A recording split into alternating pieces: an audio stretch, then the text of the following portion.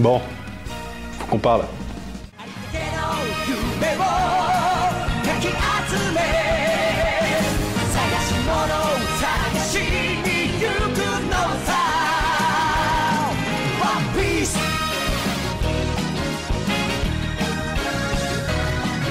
Avant tout, je suis un grand fan de One Piece.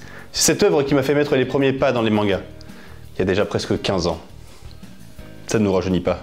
Bon, j'imagine que certains parmi vous ne connaissent pas One Piece, alors petite explication. One Piece est un manga créé par le mangaka japonais Eiichiro Oda en 1997.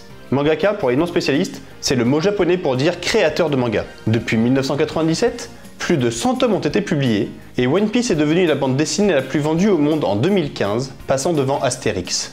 Aujourd'hui, on compte plus de 500 millions d'exemplaires vendus dans tout le monde. C'est incroyable. Mais du coup, ça parle de quoi One Piece? Je vais te le dire, Luffy.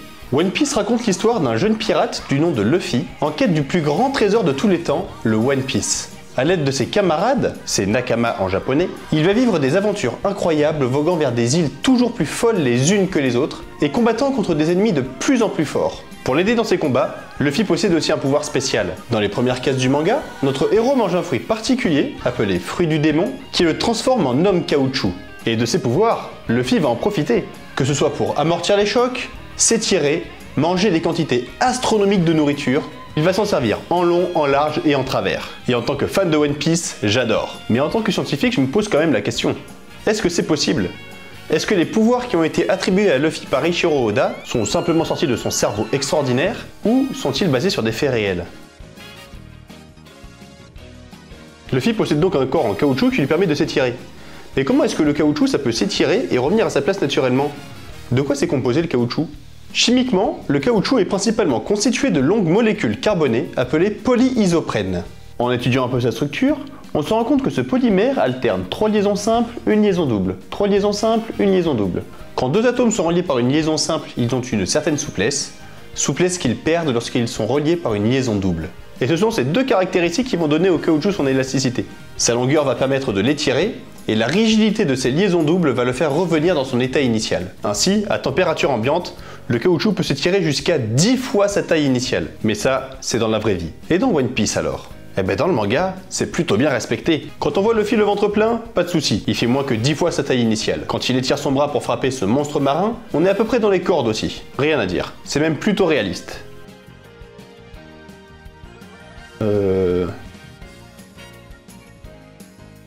Mais... Bon, ok. Peut-être que Eiichiro Oda a un petit peu exagéré le côté élastique de Luffy, mais c'était pour le bien du manga. Passons à une autre caractéristique du caoutchouc. Comme l'indique le titre de cette partie, on va maintenant parler d'une caractéristique que tout le monde connaît à propos du caoutchouc, sa forte résistance à l'électricité. Il n'y a qu'à regarder les câbles électriques, tous sont entourés d'une gaine en caoutchouc ou dans un matériau proche du caoutchouc. Mais comment ça se fait? Pourquoi le caoutchouc conduit-il aussi mal l'électricité? Pour bien comprendre, il faut d'abord que je vous explique rapidement ce qu'est l'électricité et comment elle circule. Tous les atomes possèdent un noyau avec des protons et des neutrons, et ce qui va nous intéresser particulièrement dans le cas de l'électricité, des électrons qui gravitent autour. Les électrons étant attirés par le noyau, ils restent relativement proches de celui-ci. Mais quelquefois, et c'est notamment le cas pour les métaux, certains électrons éloignés du noyau sont moins attirés que les autres. Il arrive ainsi qu'un ou plusieurs électrons s'échappent de leur atome pour aller s'accrocher à un atome voisin. Et l'électricité, c'est ça. C'est le déplacement d'électrons libres d'atome en atome. Pour qu'un matériau soit conducteur, il faut qu'il possède ces fameux électrons libres. Vous me voyez arriver, ce n'est pas le cas pour le caoutchouc. Les atomes de carbone et d'hydrogène, qui composent le polyisoprène, ne possèdent pas d'électrons libres, ce qui fait du caoutchouc un matériau très isolant.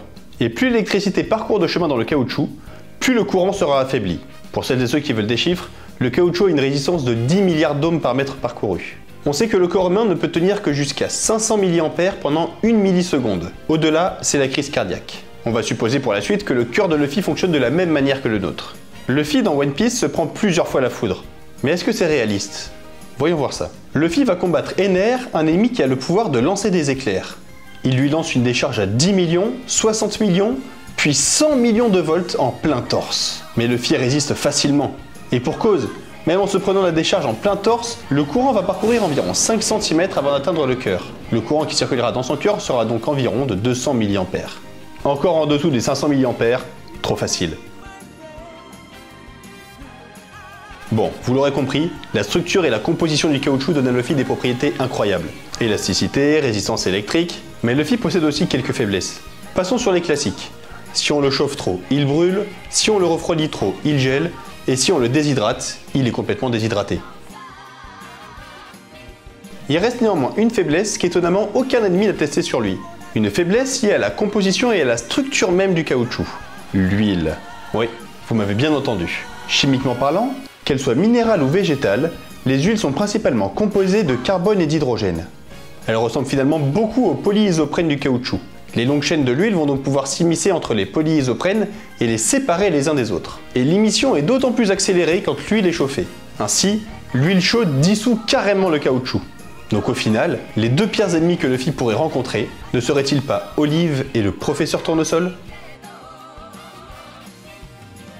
Pour ne rien vous cacher, j'ai adoré écrire cette vidéo. Et pouvoir faire des recherches sur les propriétés du caoutchouc au travers de mon manga préféré, quel pied! J'espère aussi que la vidéo vous aura plu. Si tel est le cas, n'hésitez pas à mettre un pouce bleu et à vous abonner à la chaîne. Et si vous avez des questions, n'hésitez pas à les poser dans les commentaires. C'était Antoine de Chimical, à bientôt!